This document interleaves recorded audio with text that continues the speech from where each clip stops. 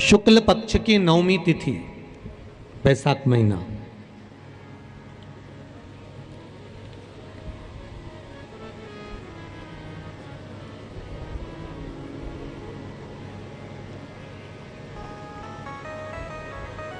पीला चंदन घिसकर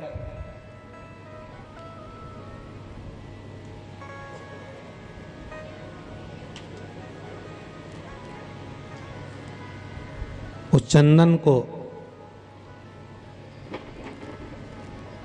एक सुंदर पीपल का कोमल पत्ता, कोमल पत्ता मतलब एकदम, एक तो पीपल का होता है कड़ला पत्ता, एकदम कड़क हो जाता है, और एकदम होता है कोमल पत्ता।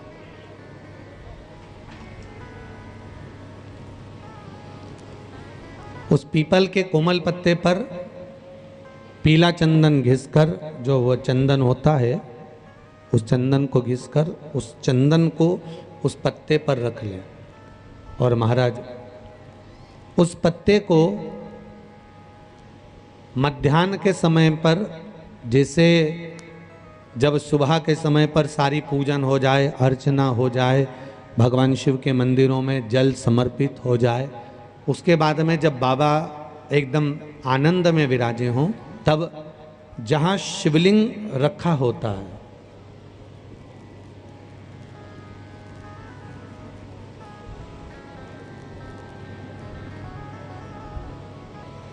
जैसे ये शिवलिंग है और ये कटी भाग जहाँ शिवलिंग रखा हुआ है, इस कटी भाग पर जहाँ शिवलिंग रखा है उसके पास में ही 3 उंगलियों से चंदन का लेपन उस कटी भाग पर करना है। जो उंगलियां लगी रहेगी उसी को अशोक सुंदरी वाली जगह पर स्पर्श करना है, और अशोक सुंदरी वाली जगह पर स्पर्श कर कर कुछ देर तक चंदन लगे रहने देना है। उसके बाद में उस चंदन को वापस निकाल कर लेकर आना है। कटी भाग पर जो लगाया गया है उसको भी निकाल कर वापस लेकर आना है। फिर बाबा का स्नान नहीं कराना है, केवल चंदन लेकर आना है, उसी पीपल के पत्ते पर रखकर। एक डिब्बी में उस चंदन को आप रख लीजिए। कुछ दिन जिसकी नेत्र ज्योति कमजोर है, चश्मा लग रहा हो, श्रवण शक्ति कमजोर हो, सुनाई कम दे रहा हो, उसके कंठ से इस ठोड़ी तक उस चंदन का तिलक लगाना प्रारंभ कर दीजिए, और नेत्रों के नीचे थोड़ा सा वो चंदन लगाना प्रारंभ कर दीजिए। लगभग 20 से 22 दिन तक आप उसका प्रयोग करिए, और एक रुद्राक्ष का जल शिव को समर्पित कर कर उस जल का आचमन करना प्रारंभ कर लीजिए। लगभग 22 दिन लगेंगे। धीरे धीरे फिर जाकर डॉक्टर को जांच करा लेना, नेत्र की ज्योति बढ़ना प्रारंभ हो गई है। पर विश्वास के साथ में, भरोसे के साथ में, क्योंकि सबसे मूल अगर कुछ है तो विश्वास मूल है।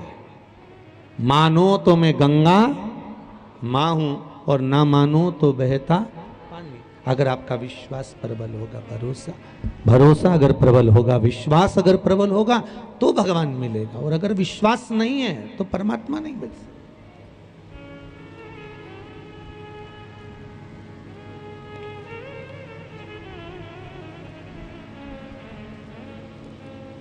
विश्वास के बल पर भगवान की प्राप्ति है। बैसाख के महीने में नवमी तिथि को माता जानकी का प्रागट्य हुआ है। पृथ्वी से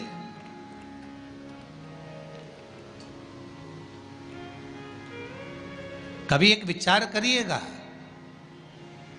कि नरसिंह अवतार बैसाख के महीने में हुआ, कुर्मा अवतार बैसाख के महीने में हुआ, हयग्रीव अवतार बैसाख के महीने में हुआ, परशुराम अवतार बैसाख के महीने में हुआ, माता जानकी का अवतार बैसाख के महीने में हुआ। आखिर बैसाख के महीने में, माधव महीने में इतनी महत्वता क्यों?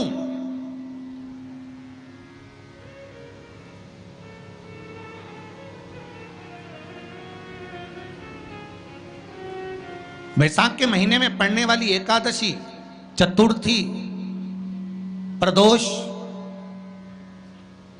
अमावस्या, पूर्णिमा, शिवरात्रि, ये सभी इतनी महत्वपूर्ण क्यों हो जाती है?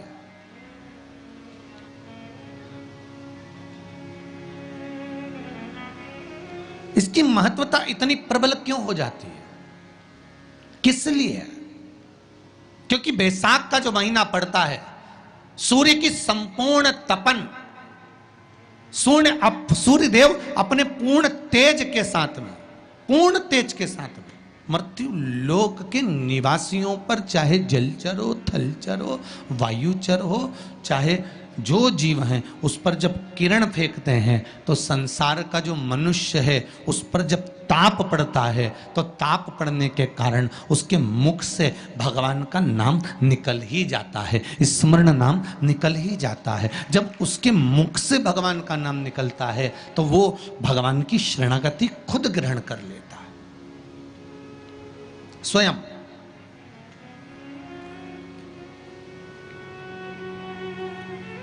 शरणागति ग्रहण कर लेना। बैसाख की पोथी पढ़ते हो आप लोग? आप में से अगर कोई पढ़ता हो बैसाख महीने की पोथी, तो उसमें एक वर्णन आता है,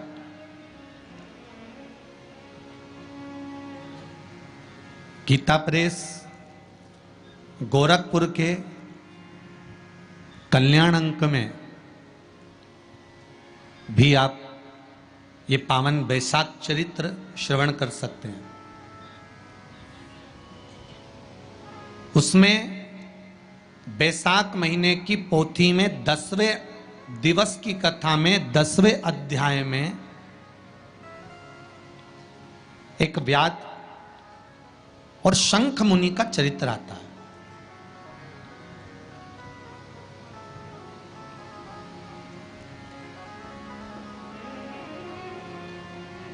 शंख मुनि एक बार निकलकर भगवान शंकर के मंदिर में जल समर्पित करने के लिए जा रहे थे और शिव मंदिर की ओर जाते जाते जाते जाते जाते जाते बीच मार्ग में चलते चलते चलते चलते और वो शंख मुनि जब शिव के मंदिर में पहुंचे, शंकर भगवान के मंदिर में जाकर उन्हें दर्शन किया,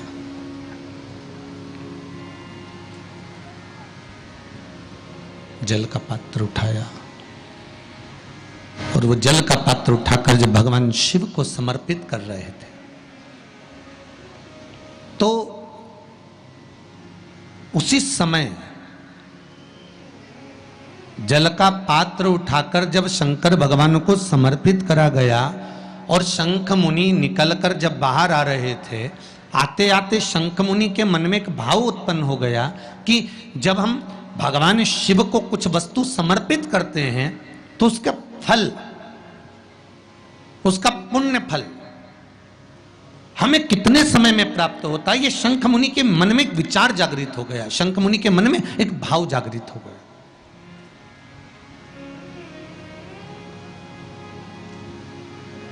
कई माताएं पशुपति व्रत करती हैं,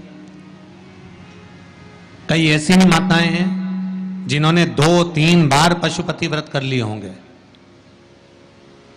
दूसरे को बताया, उसने व्रत करा, उसका हो गया, उसको फायदा भी मिल गया, और ये 3 कर ली, उसके बाद भी कुछ ना कुछ रह गया। तो इसके मन में आया कि बताओ, मैं भी व्रत कर रही हूँ, ये भी व्रत कर रहे हैं, ये भी व्रत को सुन कर रहा है, मैं भी व्रत कर रही हूँ, आखिर बात समझ में नहीं आती। उसको लाभ मिल गया, मुझे लाभ नहीं मिला, उसको लाभ की अनुभूति हो गई, मुझे लाभ की अनुभूति नहीं हुई। तो कभी विचार करना कि तुमने उसको पशुपति व्रत बताया, उसने व्रत किया और बड़े दिल से करा, बड़े बड़े दिल से करा, तुम्हारे बताए अनुसार करा, मतलब तुम्हारी बात पर कितना विश्वास होगा उसको, तुम्हारी बात पर कितना भरोसा होगा उसको, और तुम्हारे बताए अनुसार उसने पशुपति व्रत कर लिया और उसका काम हो गया, और तुम 2 बार, 3 बार, 4 बार, 5 बार कर चुकी तो भी नहीं हुआ, उसका कारण क्या हो सकता है?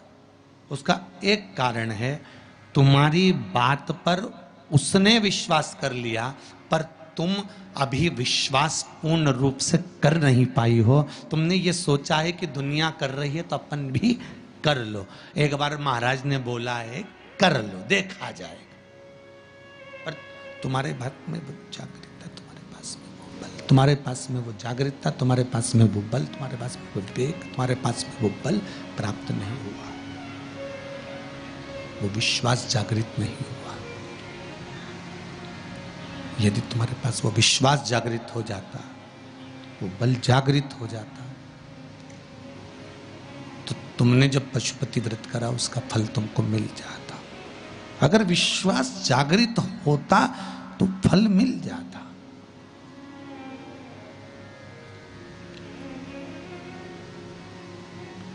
विश्वास जागृत होने पर फल की अनुभूति है।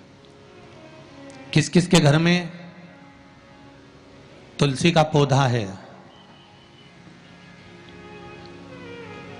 सबके यहां है? रख लो।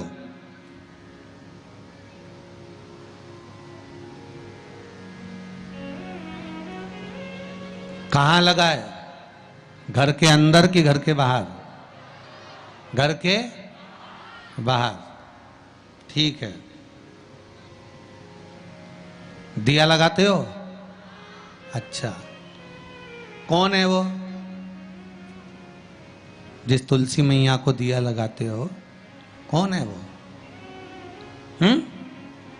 बोलते तो जाओ जरा जल्दी जल्दी। माता है। घर में जो सास है वो कौन है? वो भी बोलो तो जम के बोलो जरा। माता है। बैसाख का महीना चल रहा है, बहुत जोरदार गर्मी पड़ रही है, बहुत जोरदार गर्मी, खूब जोर की। तुम्हारी सास की कुर्सी घर के बाहर लगा दो।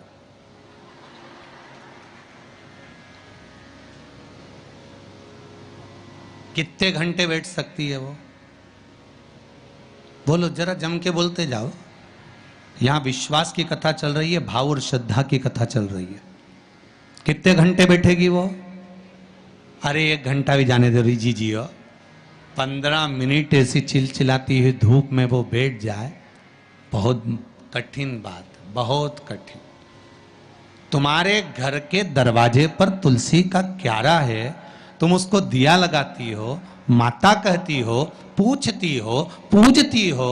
तुमने तुलसा महारानी से कहा, माँ बैसाख की गर्मी पड़ रही है, तेरे को गर्मी लग रही होगी, चल थोड़ी देर में तुझे अपने कक्ष में लेकर चलती हूँ, थोड़ी छांव में रख देती हूँ, तेरे ऊपर एक छत्र लगा देती हूँ, थोड़ा सा एक ब्लाउज का टुकड़ा पड़ा हुआ है, पीस पड़ा हुआ है, उसको मैं तेरे ऊपर डाल देती हूँ, जिससे तुझे गर्मी कम लगेगी। कभी विचार किया?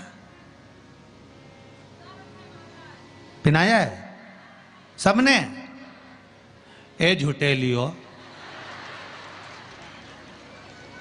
पाटीदार जी गाड़ी लगाओ जरा, सबका घर चला। देख के तो आए कित्तों के घर में पिनाया है? अरे देखा देखी में काम बिगड़ जाता है। एक बार कक्षा 8वीं का पेपर था, बच्चों के लिए एग्जाम में लिखने को आ गया, दिल्ली की सबसे बड़ी मीनार का नाम लिखो। आगे वाले ने लिख दिया दिल्ली में कुतुब मीनार है, पीछे वाले ने आगे वाले का देखकर लिख दिया दिल्ली में कुतिया बीमार है।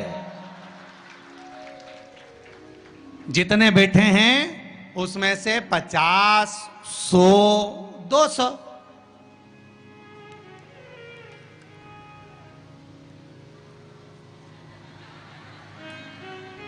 अरे बोलो तो सही है वो, उतना बहुत।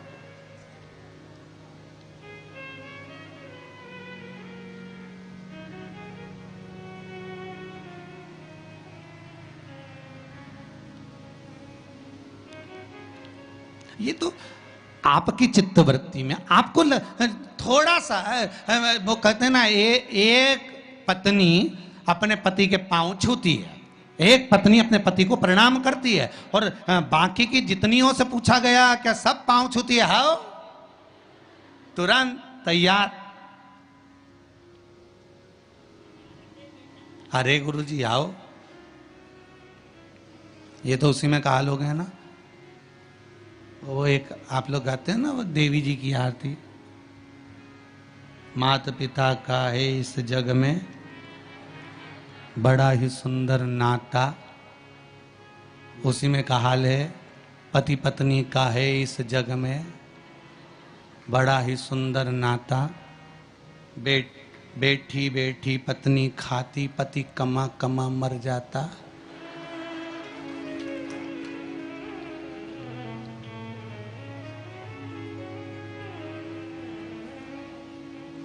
ओके, सारी तनख्वाह निपटाने वाली, बच्चों के नाम पर आइसक्रीम खुद खा जाने वाली। विचार करे सुक्का, अब सोचे कि एक उठाया सब ले, हाँ हमने भी डाल रखा है। अरे थोड़ा सा दिल में, हृदय में, चित्त में, मन में भाव लेकर जा, बस थोड़ा सा भी लाए ना, उतने में तो कल्याण हो गया। जैसे पत्र में किसी ने लिखा कि बच्चे शिव मंदिर में जाते हैं, नंदी महाराज के कानों में कुछ कहते हैं, उसको कहना नहीं आता, तो उत्तरी भाषा से, दिल से, हृदय से, चित्त से, मन से जो कहा भगवान ने उसको स्वीकार कर लिया। आप कहे तो है ना दिल से। शिव मंदिर में जाना, एक लोटा पानी चढ़ाना, शंकर को यदि एक चावल का दाना चढ़ाया, एक मूंग का दाना चढ़ाया, एक फूल की पत्ती को भी समर्पित करा, तो शिव ने उसको स्वीकार करा। शंकर भगवान पर एक बेलपत्र चढ़ाई, शिव ने उसको स्वीकार करा।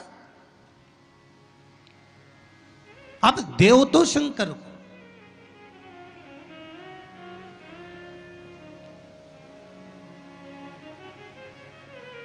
आप भगवान ओघड़दानी को प्रदान तो करो। शंकर भगवान पर चढ़ी हुई एक बेलपत्री का मोल तत्व संसार का मनुष्य जिस दिन समझ गया, उस दिन उसको डॉक्टर के पास जाने की जरूरत ही नहीं पड़ेगी। केवल एक बेलपत्र का अगर उसने शंकर भगवान पर चढ़ी हुई एक बेलपत्र के मोल तत्व को अगर वो समझ गया, तो भगवान शंकर की भक्ति को अगर वो समझ गया, महामृत्युंजय मंत्र को अगर समझ गया, श्री शिवाय नमस्तुभ्यम मंत्र को समझ गया, पंचाक्षर मंत्र नमः शिवाय को समझ गया, षडाक्षर मंत्र ओम नमः शिवाय को अगर वो समझ गया, तो उसको फिर डॉक्टर के पास जाने की जरूरत नहीं पड़ेगी। उसकी भक्ति का बल इतना बढ़ जाएगा, श्रद्धा का बल इतना बढ़ जाएगा कि उसको कहीं जाना ही नहीं पड़ेगा। कुछ कहना चाहते हो? देव जरा माइक।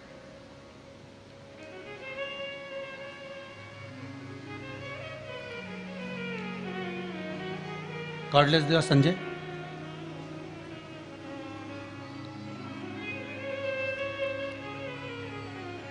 एक बेलपत्री का बल कितना प्रबल होता है, एक बेलपत्री का लक्ष्य तत्व कितना प्रबल होता है, कितना बलित होता है वो।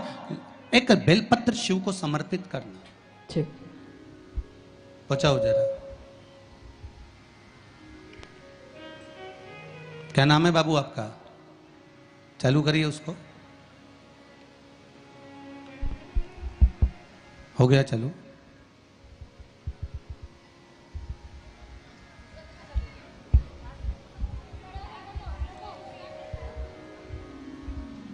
श्री शिवाय नमस्तुभ्यम। श्री शिवाय नमस्तुभ्यम। गुरुजी, कहाँ से हैं बाबू आप? मैं बिहार के रहने वाला हूँ, जमुई जिला के, लेकिन मैं जॉब करता हूँ मुंबई में।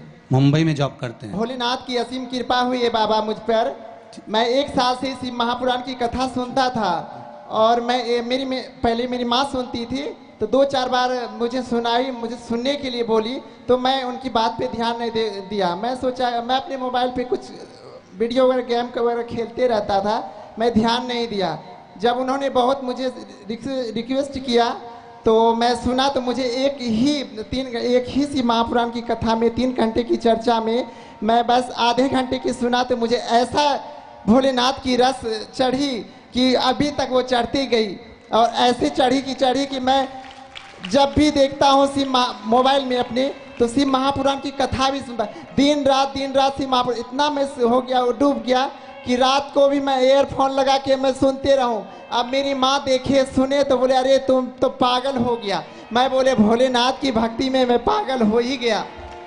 जब मैं भोलेनाथ से मैं बोला कि भोलेनाथ, जब आप मुझे शिव महापुराण की कथा सुनने का मौका दिया है तो एक बार मुझे कथा में पहुंचा दीजिए।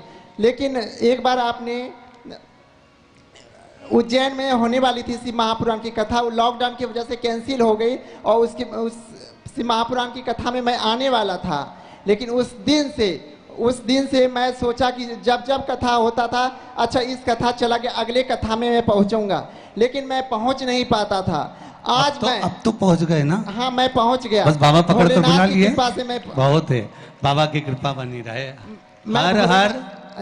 मैं भोलेनाथ से मैं बोला कि भोलेनाथ आप मेरी जगह लेके चलो, मुझे नहीं लेके जाते थे। अब मैं आज नहीं, मैं शनिवार कल ही मैं शिव महापुराण की कथा में पहुंचने वाला था। अब पहले भोलेनाथ से बोल दिया, भोलेनाथ हरिद्वार में कथा होने वाली है। अब मैंने आपको बोल बोल के थक गया है, अब मैं कुछ नहीं बोलूँगा आपको। अब जो जवाब मेरा करने का है मैं सुना देता हूँ, आपको जो अमल करने का करने का।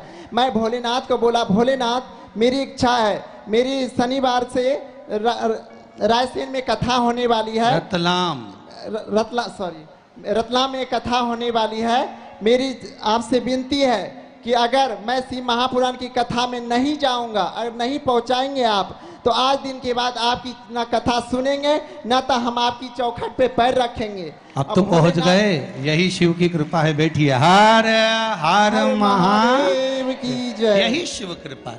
आप एक बेलपत्र का मोल तत्व, एक बेलपत्र का महत्व, शिव की एक पूजन का महत्व जिस दिन समझ गए, उस दिन जीवन की सार्थकता अपने आप प्राप्त हो जाए।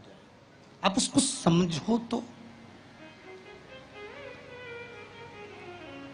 शंभु शरणे पड़ी मांगू घड़ी रे घड़ी, दुख काटो दया करी ने दर्शन। शिव की एक बेलपत्र के नहीं जाओगे कभी डॉक्टर के पास, आप शंकर का भजन तो करो। आप सूर्य नारायण भगवान को अर्घ तो दो।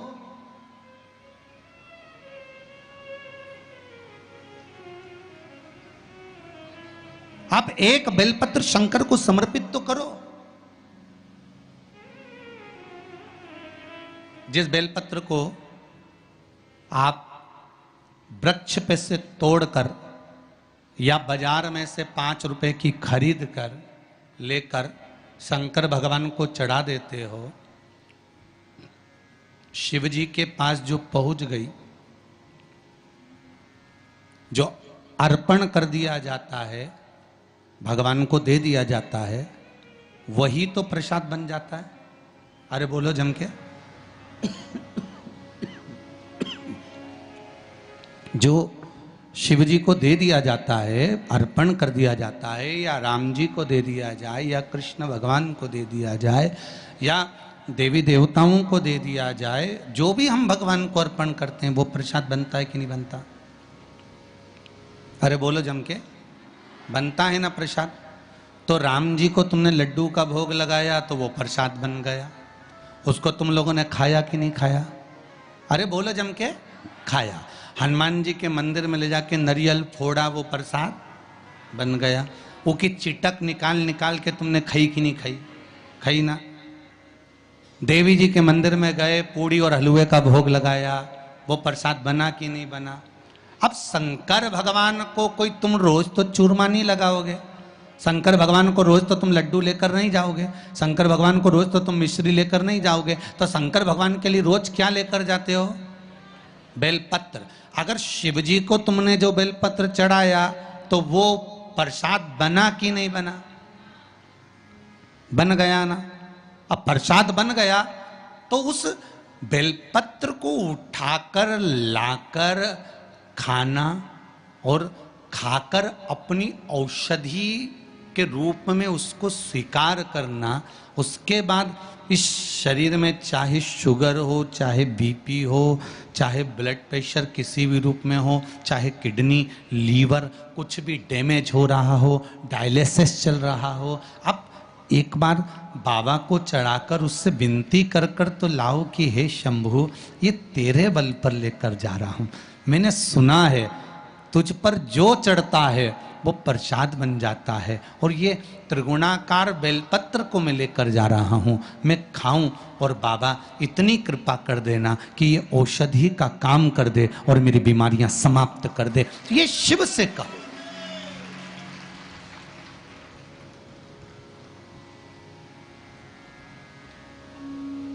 क्यों निर्माल्य बनकर फेंका जाए बेलपत्र को?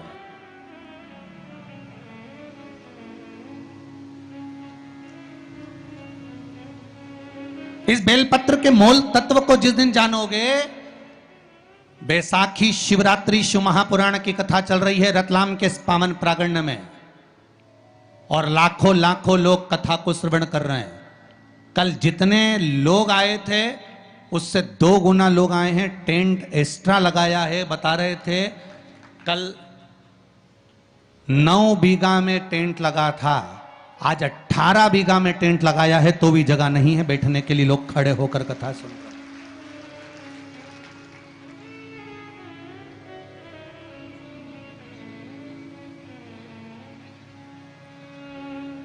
और 18 बीघा के टेंट में भी जगह नहीं। पीछे पुरुष को आप एक निगाह अगर मार कर देखेंगे तो ढेरों में खड़े हैं, इधर देखो उधर देखो, जहां निगाह पहुंच जाए उधर देख लीजिए महाराज। लाखों लाखों लोग इस कथा को सुन रहे हैं। एक नियम बना लो बैसाख महीने से कि शंकर भगवान पर जो बेलपत्र चढ़ी है वो औषधि का काम करती है। शिव पर चढ़ी हुई बेलपत्र मंदिर में क्यों छोड़ें? क्यों नदी में हम इसको विसर्जन करें?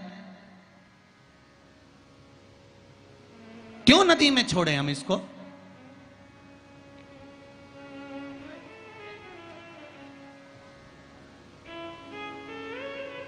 उसको उठा लाए, उसका प्रयोग करा, खाया, और उसका जो फल हमें मिला वो जीवन का सुख। हम तो ब्राह्मणों से भी कहेंगे, जितने ब्राह्मण जन शंकर भगवान के मंदिर में पूजन करते हैं, जितने विप्र जन भगवान शिव के मंदिर में पूजन करते हैं, उनको करबद्ध निवेदन, उनके चरणों को प्रणाम कर कर, उनके चरणों को नमन कर कर, उन ब्राह्मणों के चरणों को नमन कर कर निवेदन करूंगा कि आप शंकर जी के मंदिर में कोई प्रसाद बांटो ना बांटो, जो बेलपत्र शंकर जी के मंदिर में चढ़ती है उस बेलपत्र को उठाकर धूप में डाल दो, सुखा लो, पीस लो, और पीसने के बाद उसकी पुड़िया बना लो। उस पुड़िया को प्रसाद के रूप में देना चालू कर दो कि ये खाना चालू करो। किडनी, लीवर, शुगर, बीपी सब धीरे धीरे धीरे धीरे समाप्त होने लगेगा। तुम करो तो वो बेलपत्र ना तो किसी नदी में विसर्जन करने की जरूरत है और ना कहीं फेंकने की जरूरत है।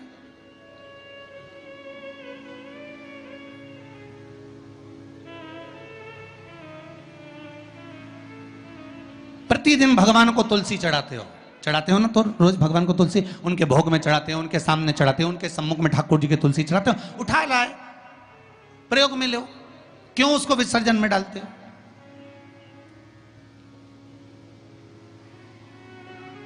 जो विसर्जन के लायक है उसका विसर्जन करो, और विसर्जन भी कहां करो? क्षिप्रा, गंगा, नर्मदा, सरयू या आपके क्षेत्र की कोई पवित्र नदी है, उस नदी में ले जाकर कोई निर्माल्य वस्तुएं मत पटको। आज वैसे ही इस पृथ्वी पर जल स्तर गिरते जा रहा है, उस पवित्र जल को हमें संजोना है। जो निर्माल्य की वस्तु मिले, एकांत में किसी खेत में उसको एक खड्डे में डालकर इकट्ठा करो। जब उसकी खाद बन जाए तो जिस खेत में उसको डालोगे भगवान के प्रसाद को, वो खेत भी उज्जवल आनंद सुख प्रदान करेगा और कुछ ना कुछ अच्छा देना प्रारंभ करेगा। क्यों किसी पवित्र नदी को हम नष्ट कर रहे हैं? क्यों गंगा को हम कचरा डालकर नष्ट करें? क्यों यमुना को, सरयू को, क्षिप्रा को हम नष्ट करें? हम उसको शुद्ध बनाने का प्रयास करें, हम उसको निर्मल बनाने का प्रयास करें। अपने गांव में, नगर में जो तालाब, जो बावड़ी, जो कुएं हैं, उनको हम निर्मल बनाने का प्रयास करें, शुद्ध बनाइए। भगवान ब्रह्मा और भगवान विष्णु ने यह संवाद निश्चित कर दिया कि मैं चरण देखने के लिए जा रहा हूं, आप शीश देखने के लिए जा रहे हैं। शीश में भगवान नहीं मिल पा रहा। भगवान चरण देखने के लिए गए। चरण ढूंढते ढूंढते ढूंढते भगवान विष्णु सामने प्रकट हो गए। ब्रह्मा जी भी आए, गाय और केतकी के फूल को लेकर आए, पर इनको चरण नहीं मिले। और ब्रह्मा जी ने कह दिया कि मुझे शीश मिल गया। झूठ निश्चित कर दिया, एक असत्य निश्चित कर दिया।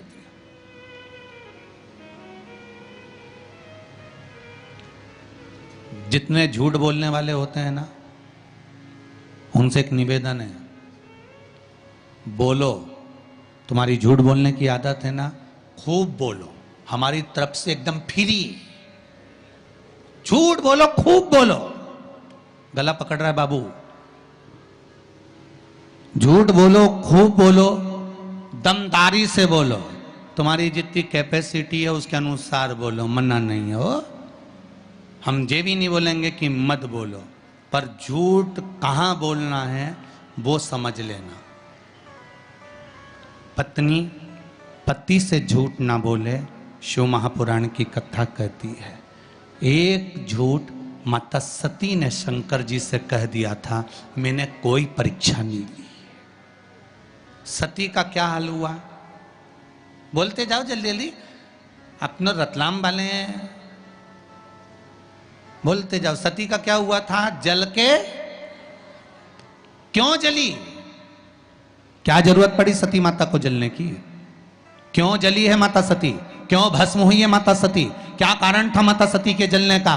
केवल एक झूठ माता सती ने भगवान शंकर से आकर कह दिया था, मैंने कोई परीक्षा नहीं ली, कोई परीक्षा नहीं ली। शंकर भगवान ने ध्यान लगाकर देख लिया।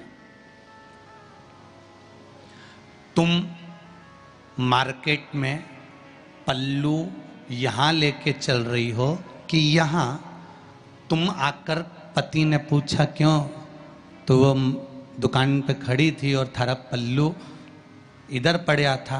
कहीं नहीं, मैं तो यूं च पड़ी। तुमने किसी और को देख लिया होगा। ठीक है, अब पहले के समय में शंकर भगवान ध्यान लगाकर देख लिए थे कि सती मैया ने झूठ बोला कि सच बोला। आज के जमाने में तो दुकान दुकान में कैमरा लगा हुआ, वो पकड़ के ले गया, चल अब भी चल तुम्हारे साथ। तुम्हारे झुटला रही, मुझे झुटला रही, चल। और गाड़ी पे ले गया ने बिठाया। और कई हाल चल रहे बलवीर थारा? बस जोरदार। ला थारी भाभी अभी आई थी कि नहीं आई थी? सामान लेने आई थी। सिर पे पल्लू था कि इनंग धरा था? क्या अब मैं सामान दिखाऊं कि भाभी का पल्लू देखो? ठीक है, जरा कैमरा लगा थे तो अरे चार चार लग गया है। तो जहां थारी भाभी खड़ी थी वहां कैमरा था, ये लग गया हमारा पीछे ही।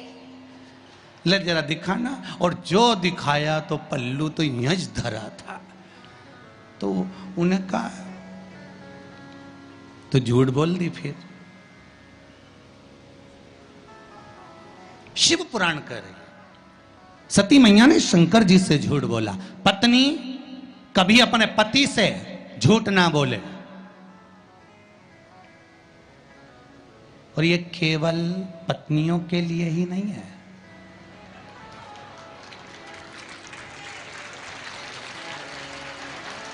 कितनी खुश हुई रे तुम लोग, गजब। केवल ये पत्नियों के लिए नहीं, पतियों से भी निवेदन है, झूठ ना बोले। पत्नी पति से, पति पत्नी से झूठ ना बोले। और एक निवेदन करूंगा मेरे घर की बेटियों से, क्योंकि आप मेरे घर की बेटी हो, भारत की भूमि पर जन्म ली हो, और भारत की भूमि पर जो बेटियां जन्म लेती हैं वो मेरे ही घर की बेटी कहलाती है। उनसे निवेदन करूंगा कि आप, मेरी बेटियों से निवेदन है, सबसे झूठ बोल लेना, पर जिस माँ ने तुमको कोख में रखा और जिस पिता ने पूरी जिंदगी तुम्हारे ऊपर खर्च कर दी, कमा कर लगाने में, पढ़ाने में, उस माँ बाप से कभी झूठ मत बोलना। सत्य कह दो कि ये बात है।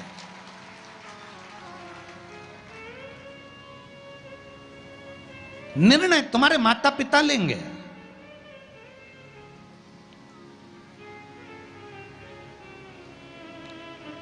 गणेश जी महाराज की शादी होना थी। घर में बड़े कौन थे? शंकर जी के, कार्तिक है। शादी किसकी हो रही है? गणेश जी की। प्रजापतियों की कन्या रिद्धि और सिद्धि।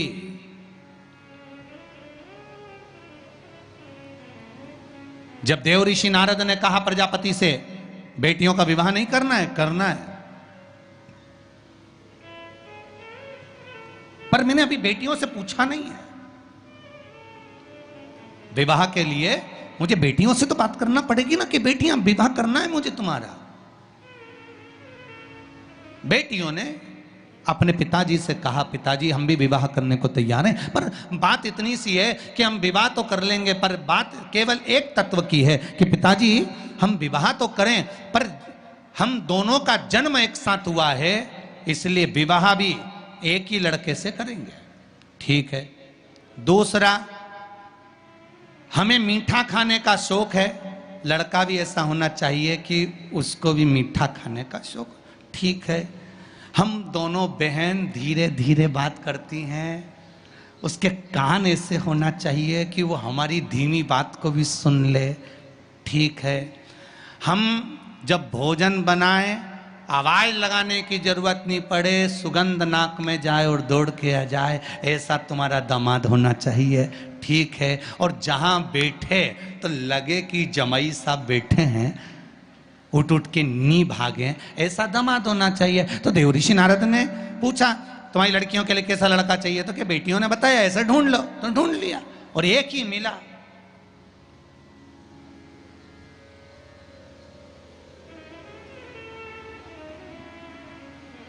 और वो दामाद भी कोई साधारण नहीं था। सब देवताओं की शादी हो रही थी, गणेश जी की शादी नहीं हो रही थी। क्यों? क्योंकि इनको मुंह काय का लगा था? हाथी का। अब जब मुख हाथी का लगा हुआ है तो सबसे पहले प्रथम देवता गणेश जी महाराज थे और सबसे पहले ब्याह शादी में इन्हीं को बुलाते थे। पर दिक्कत एक ही थी कि इनकी नहीं हुई थी ना, तो ये सबका काम बिगाड़ देते थे। अब इनकी पूजन हो रही शादी में, जिनके यहाँ भी इनको बुलाते हैं वहाँ शादी में इनकी पूजन होती, और ये अपने चूहों उनको कह देते चूहे को कि चले जा, वो दूल्हे के कपड़े रखे ना पीछे से ही काटिया, और जितने दुल्हन के कपड़े धरे उनके भी कुतरिया, जब कुतर दे। और चूहे जाते और शादी में जो दूल्हा दुल्हन कपड़े पहनते सब कुतर देते हैं। सब शादी में यही हाल। सारी शादी में एक दिन शनि महाराज निकल कर जा रहे थे, तो ब्रह्मा जी ने शनि देव से कह दिया जितने भी दूल्हा दुल्हन की शादी होती है, क्यों शनि देव अपनी कुदृष्टि इन पर क्यों देते हो? शनि जी ने कहा मैं कहाँ कुदृष्टि देता हूँ, और क्या बताओ, दूल्हा दुल्हन के सारे कपड़ों में आग लग जाती है, सारे कपड़े कुतर जाते हैं, चूहे उनको काट देते हैं, ऐसे छेद पड़ जाते हैं, ये आप नहीं दे रहे तो कौन दे रहा है?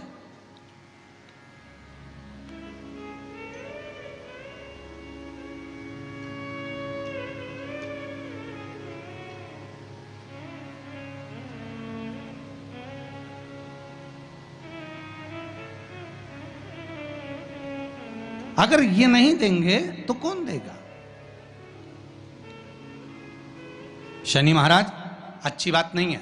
शनि देवता ने कहा नहीं नहीं नहीं नहीं,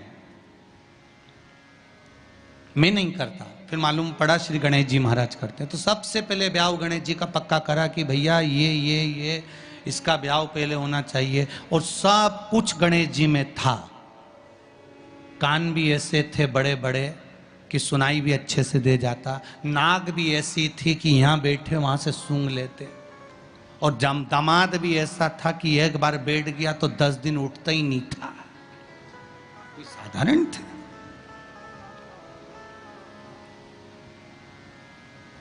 मेरा बेटियों से निवेदन है, पत्नी पति से झूठ ना बोले, पति पत्नी से झूठ ना बोले, बेटी अपने माता पिता से झूठ ना बोले। मेरा निवेदन है शिष्य अपने गुरु से झूठ ना बोले, और भक्त भगवान से कभी झूठ ना बोले। यहां तक सीमित रखो, यहां तक सीमित, बहुत है। और झूठ बोलना एक जगह पर जरूर बोलना। कहां? यदि कोई गाय कसाई के यहां कट रही हो, वहां जाकर झूठ बोल देना कि ये गाय मेरी है, छुड़वा कर लिया ना। झूठ वहां बोल। झूठ बोलने के भी स्थान बताए गए, कहां कहां झूठ बोलना है, कैसे कैसे झूठ बोलना है, किस तरह से झूठ बोलना है, स्थान बताए गए महाराज। कि ये गाय अगर कसाई की यहां कट रही है तो वहां झूठ बोल दो कि ये गाय मेरी है, ये कटे ना, ये मेरी है। ब्रह्मा जी ने झूठ बोला शिव जी के सामने, केतकी के पुष्प ने झूठ बोला शंकर जी के सामने, गौ माता ने झूठ बोला शिव जी के सामने। महाराज अंत क्या हुआ? केतकी के पुष्प को श्राप लगा, सारे देवताओं पर चढ़ेगा पर शंकर पर नहीं। गाय को श्राप लगा, तेरा शरीर पूजा जाएगा पर मुख नहीं।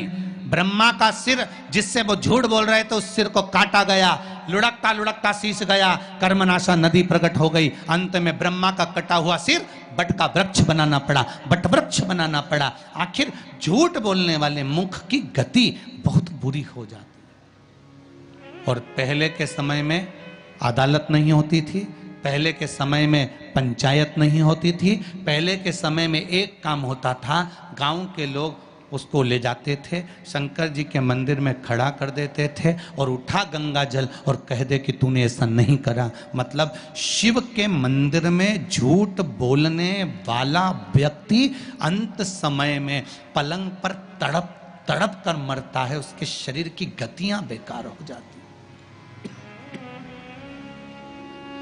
शरीर की गतियां बेकार। इसलिए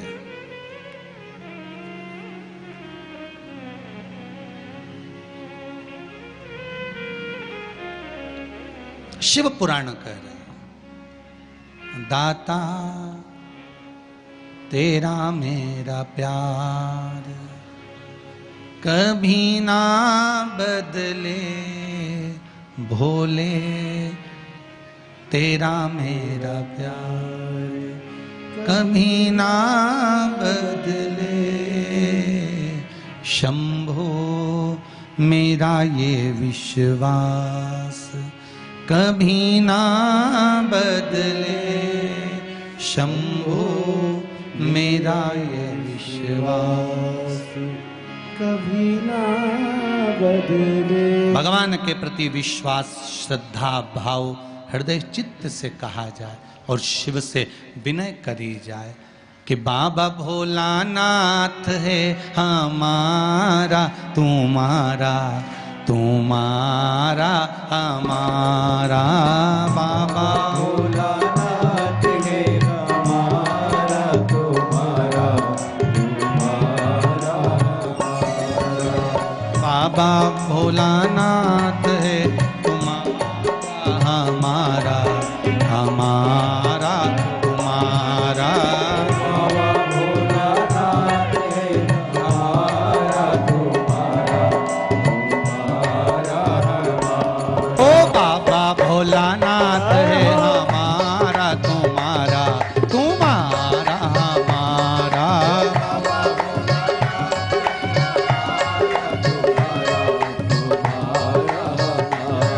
ओ प्यारा भोलानाथ है हमारा, तुम्हारा तुम्हारा हमारा, प्यारा भोलेनाथ है हमारा, तुम्हारा तुम्हारा। हार हार। महादेव भगवान शिव की कथा कह रही है, शंकर भगवान का अनुमोदन कह रहा है, आनंद कह रहा है कि जीवन में अगर आप भगवान शिव को कुछ समर्पित कर रहे हो, जीवन में कुछ आप चढ़ा रहे हो, शिव भक्ति में अगर लीन हो तो उसका एक सुख, एक आनंद ही दूसरा। झूठ ना बोले, बोलो, मना नहीं, पर किसी गौ माता की रक्षा करना हो, राष्ट्र का उत्थान करना हो तो चलेगा। आगे चरित्र आया है भगवान शंकर का पावन, और भगवान शिव के पावन चरित्र का वर्णन किया। शंख मुनि शिवजी के मंदिर में जल चढ़ाकर लौट रहे थे।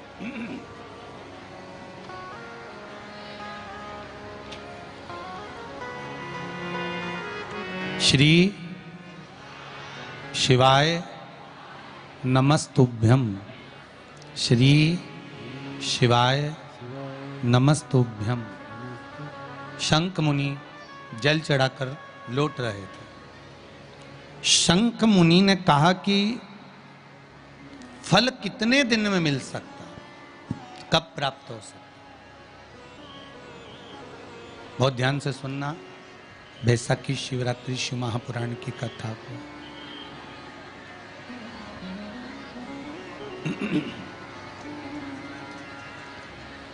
फल कितने दिन में मिल सकता है, कब प्राप्त हो सकता है, कैसे मिलेगा?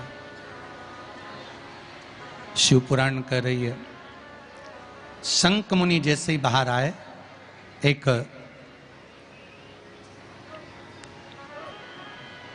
सामने से सर्प निकल कर जा रहा था।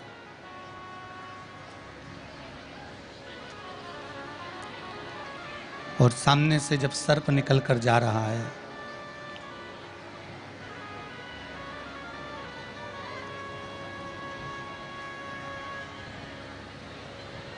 जब सामने से सर्प निकल कर जा रहा है,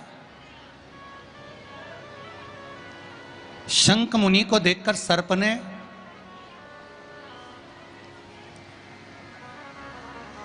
एक व्याघ्र और शंख मुनि के संवाद को सुना।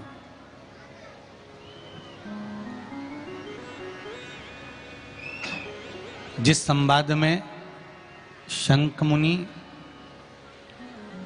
व्याघ्र को बैसाख महीने की शिवरात्रि का वर्णन कर रहे हैं। बैसाख महीने की शिवरात्रि का वर्णन कर रहे हैं।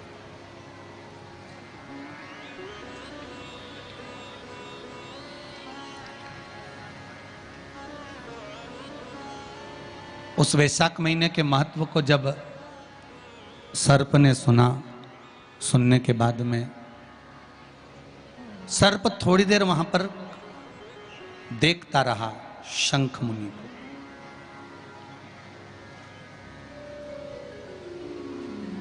कुछ देर बाद जब शंख मुनि वहां से जाने लगे, शंख मुनि जब वहां से जाने लगे तो सर्प ने आवाज लगाई। शंख मुनि को लगा कि ये सर्प है और सांप कहाँ ये वाणी बोल पाता है, मनुष्य की वाणी को कैसे बोल पाएगा? इस मनुष्य की वाणी को कैसे सर्प बोल सकता? पर सर्प ने आवाज लगाई, शंख मुनि रुके। तो शंख मुनि ने उस सर्प से पूछा कि क्या बात है?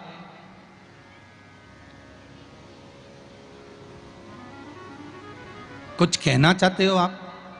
हाँ प्रभु, मैं अपनी दशा आपको कुछ बताना चाहता हूं। क्या कहना चाहते हो? क्या चाहते हो आप कहना? क्या बोलना चाहते हो बताओ।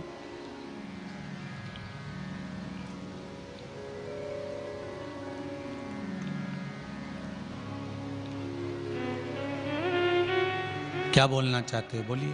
तो कहा महाराज, पूर्व समय में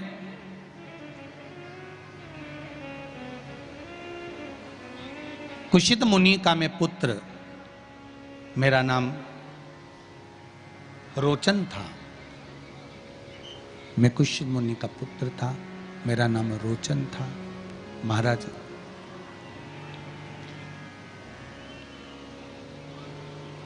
एक मुनि का पुत्र होने के साथ में मेरा मन कभी सत्संग में, कभी भजन में, कभी कीर्तन में, कभी स्मरण में, कभी भक्ति में नहीं लगा। कभी भगवती स्मरण में लगा ही नहीं। भगवत कीर्तन में मेरा मन पहुंचा ही नहीं। सारे बेकार कर्म में मैं लगा रहता, सब बेकार कर्म मेरे हाथ के द्वारा होते।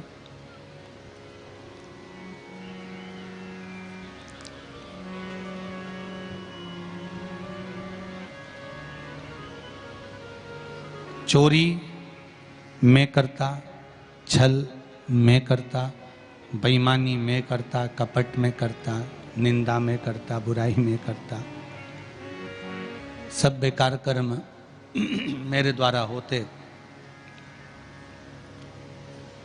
एक बार मेरे पिता का जो निवास है वो प्रयागराज है।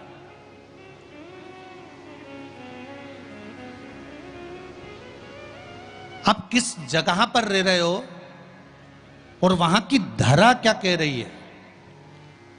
एक भूमि का बहुत बड़ा प्रताप होता है महाराज, बहुत बड़ा प्रताप। क्यों कहते हैं कि 12 ज्योतिर्लिंग जहां पर भगवान शिव विराजमान हैं, ऐसे 12 ज्योतिर्लिंग की भूमि में जाकर एक रात्रि विश्राम करना चाहिए। किसी पुरी में जाओ, उस पुरी में जाओ तो 2 रात्रि का विश्राम जरूर करना चाहिए। किसी तीर्थ में जाओ तो इस तीर्थ में जाकर पवित्र नदियों के जल का सींचन, भले आप स्नान करें ना करें, पर पवित्र नदियों के जल का सींचन होना चाहिए।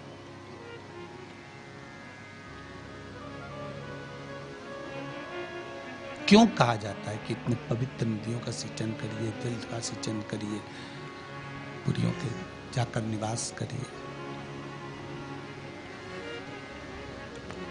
12 ज्योतिर्लिंग की भूमि पर जाकर आप वहां पर 12 ज्योतिर्लिंग की भूमि पर जाकर एक रात्रि विश्राम करिए। क्यों कहा जाता?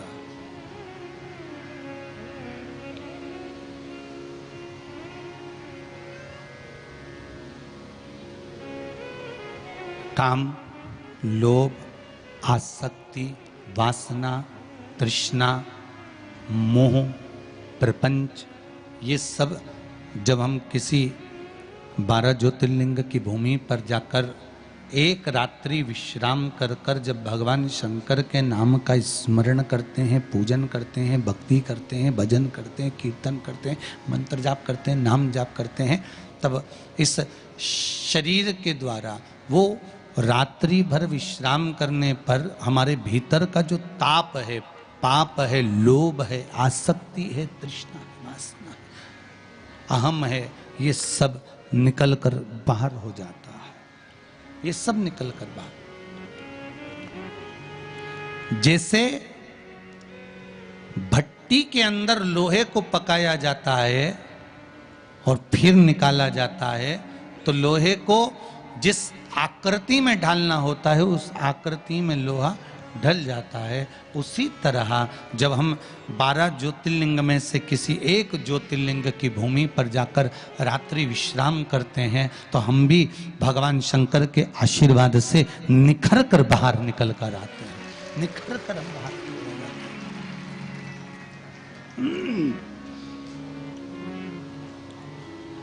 हम निखर कर बाहर की ओर आ जाते हैं। हमारी मन की, हृदय की, चित्त की जो सुंदरता है भजन के बल पर वो सामने प्रकट हो जाती है।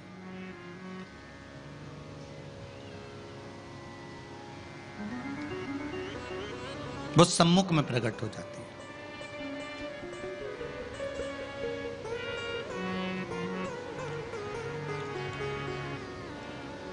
आज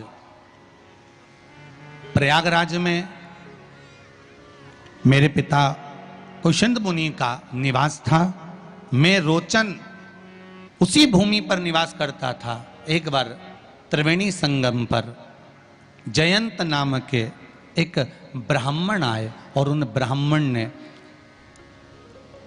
अपने बैसाख महत्म में यह वर्णन किया कि एक बेलपत्र का वृक्ष हो या पीपल का वृक्ष हो या तुलसी का पौधा हो या आंवले का वृक्ष हो या बट वृक्ष हो, उस वृक्ष के नीचे बैसाख के महीने में जो जल समर्पित करा जाता है, उस जल की पुण्याई इतनी प्रबल हो जाती है कि व्यक्ति के जीवन में जितना पाप कर्म करा होता है वो सब निष्फल हो जाता है, वो सब समाप्त हो जाता है।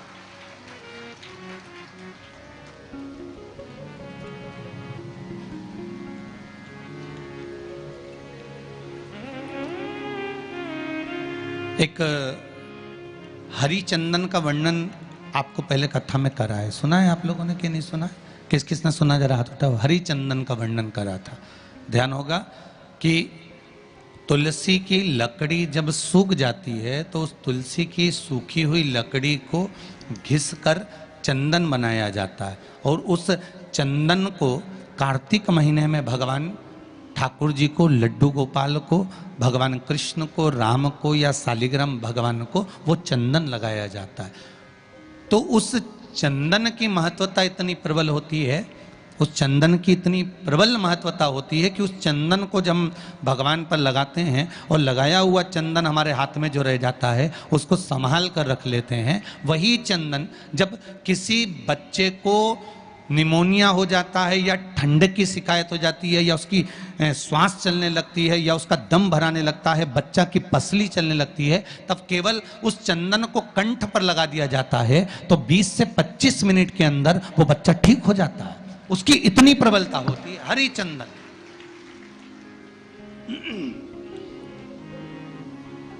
शंभु शंभु हरिचंदन की इतनी महत्वता होती है। अब तुलसी की जड़ को घिसकर उसका चंदन बनाकर भगवान को लगाना, वो हरि चंदन। उसी तरह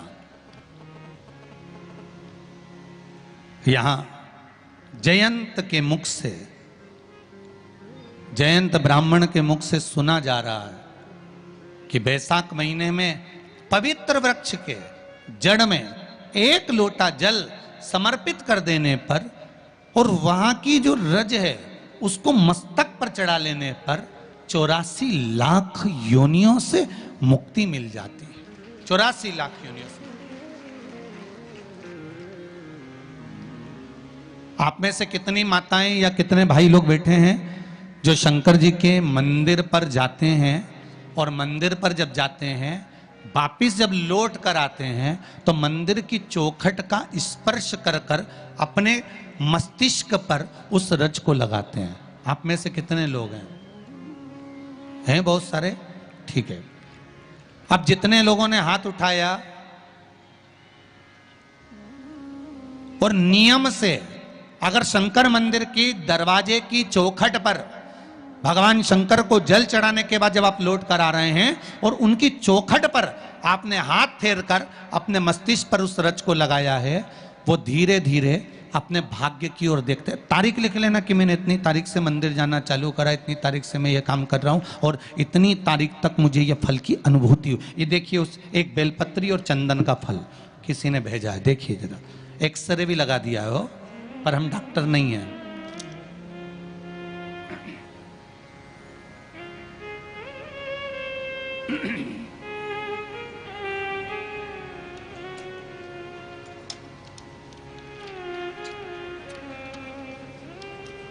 एक्सरे भी लगाया है।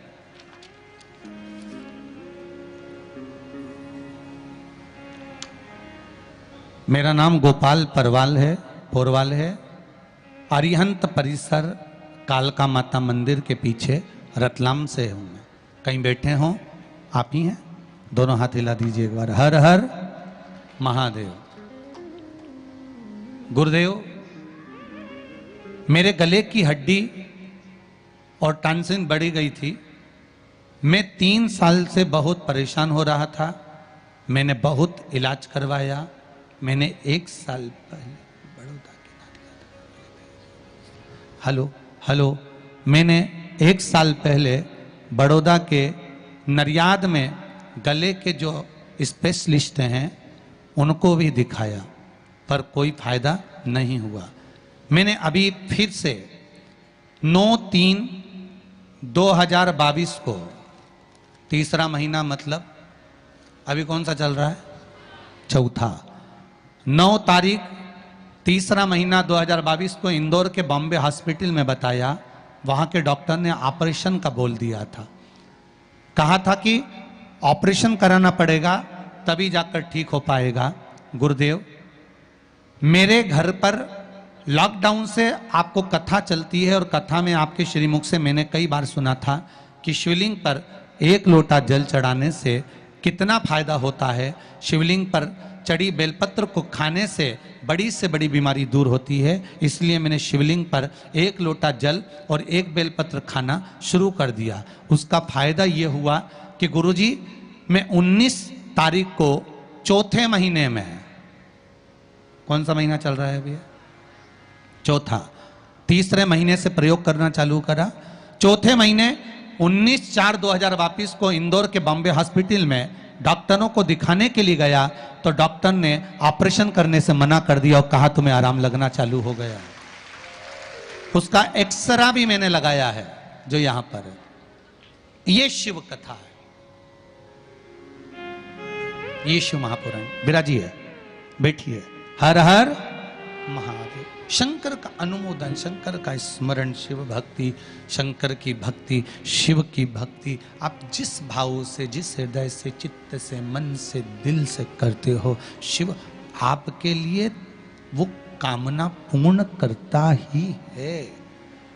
मेरा ओघड़दानी है मेरा शंकर, मेरा शिव ओघड़दानी है। शंभो शरणे पड़ी मांगू घड़ी रे घड़ी, दुख काटो दया करी ने दर्शन आपो। भगवान शिव से दिल से कहो।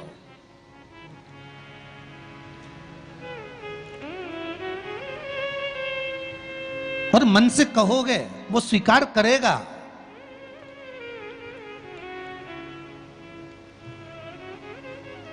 एक बेलपत्री के महत्व को समझना है हमको। केवल एक बेलपत्र।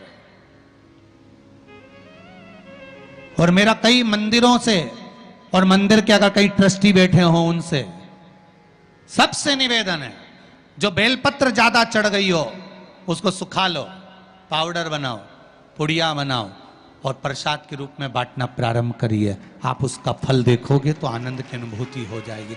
हमें फेंकना नहीं है, हमें उसको निर्माल्य में डालना नहीं, हमें उसको किसी नदी तालाब में ले जाकर पटकना, हमें उसको जल को समझना है, हमको उसको जल से महत्व को समझना है।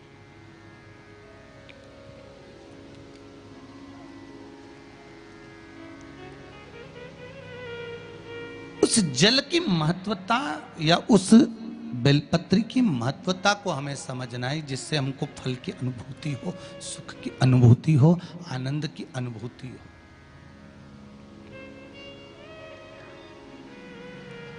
महाराज, मैंने जयंत ब्राह्मण के मुख से कथा सुनी, जल के महत्व को सुना। पवित्र वृक्ष के जड़ में जल चढ़ाने के महत्व को मैंने श्रवण किया। जल के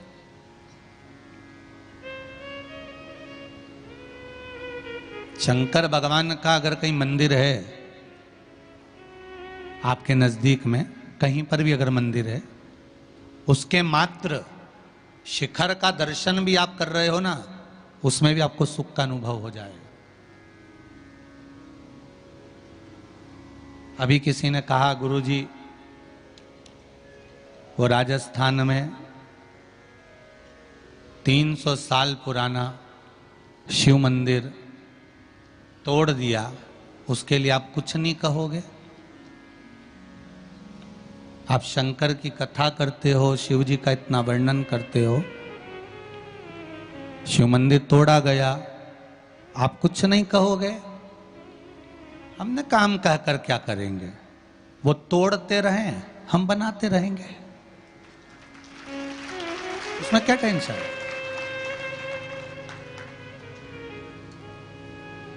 जमीन के मंदिर तोड़ सकते हो,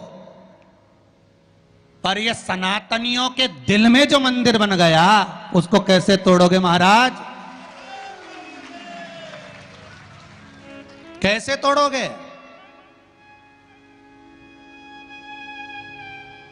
और किस तरह से तोड़ोगे? हमारा तो केवल इतना सा निवेदन था, मंदिर तोड़ना ही था तो कम से कम उसके अंदर जो धरोहर रखी थी 300 वर्ष पुरानी, जिसको पुरातत्व विभाग को देना था, मेरे शंकर, कार्तिकेय, मां, गणेश जी, उनको धीरे से नीचे से हाथ जोड़कर उखाड़ लेते, निकाल लेते और उसको पुरातत्व विभाग को ही दे देते तो भी दिल में प्रसन्नता होती। पर जिसके कर्म का दंड जो भोगेगा। तोड़ो। पर आप लोगों से निवेदन एक है, सभी से, शंकर भगवान के प्रति श्रद्धा, विश्वास, भाव दिल से होना चाहिए। फिर निवेदन करूंगा मेरी जीजियों से, मेरी माताओं से, मेरे भाइयों से, नवयुवक बच्चों से, इतना सा निवेदन है, आप मंदिर भी नहीं जा सकते हैं ना, घर में रहकर भी आप सूर्य नारायण भगवान को जल चढ़ा सकते हो, वो भी नहीं कर सकते तो श्री शिवाय नमस्तुभ्यम मंत्र का जाप कर सकते हो, जिस मंत्र के बल पर आप शंकर को प्राप्त कर सकते हो, शिव को प्राप्त कर। ये जितने पत्र पढ़े, ये सब ये मंत्र के ही तो बल के हैं, और भी पढ़े अभी तो बहुत सारे हैं, और हम इनको लेकर कक्ष में नहीं जाते, इसी व्यासपीठ पर यहीं रखे रहते हैं, पढ़ सकते हो आप। और जिनको संशय हो, एक एक पत्र में मोबाइल नंबर भी रहते हैं, आप इकट्ठा कर लेना और बाद में भी फोन लगाकर पूछ लेना, कहीं सीओर वाले महाराज ने तो नहीं कह दिया था कि पत्र लिख के भेज दो। यही है, यहीं पड़ा हुआ है, यहीं रखा हुआ है। आप तो अपनी भक्ति में लगे रहो, स्मरण में लगे रहो, भक्ति के बल पर लगे रहो, जितना भगवान शिव का स्मरण कर सकते हो, भजन कर सकते हो, नाम जाप कर सकते हो, नाम कीर्तन कर सकते हो, करो और जीवन को सार्थक बनाने का प्रयास करो। जीवन की सार्थकता आपकी हो।